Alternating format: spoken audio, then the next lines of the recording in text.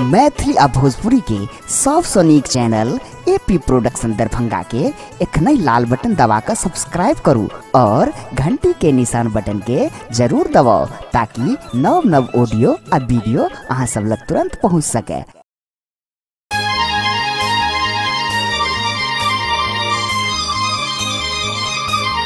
AP production प्रस्तुत कर रहा है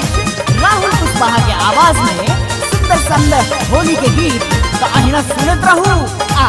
झूमत रहू। एलिया होलिए रंग दिल चोलिए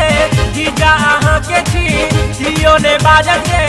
किया डरे छी अहाँ साली अब कनी पीछे करिए सोनाली किया डरे छी अहाँ साली अब कनी पीछे करिए सोनाली चलू ने घर पे ये खाली अब कनी पीछे करिए सोनाली।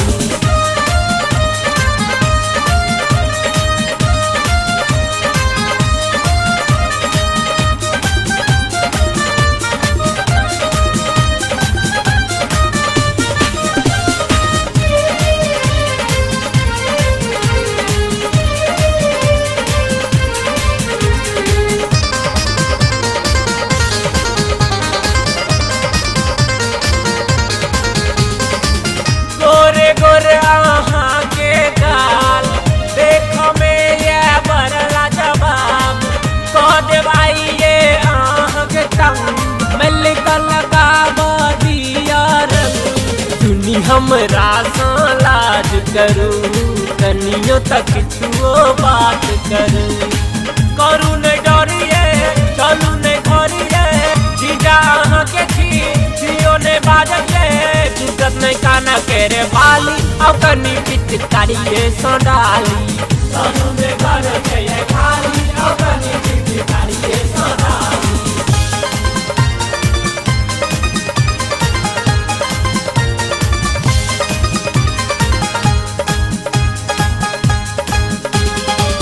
चढ़ल छै आए हमरा उमंग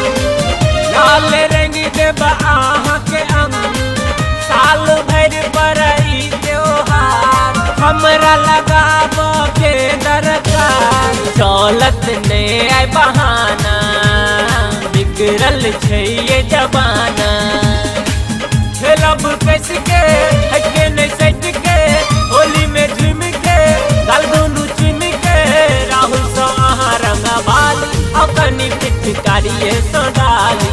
चलू ने घर पे ये खाली अब कनी पिच करिए सोडाली। एलिया होलिए रंग दिल चोलिए जीजा अहाँ के छी जियो ने बाजत के किया डरे छी अहाँ साली अब कनी पिच करिए सोडाली किया डरे छी अहाँ साली अब कनी पिच करिए सोडाली चलू ने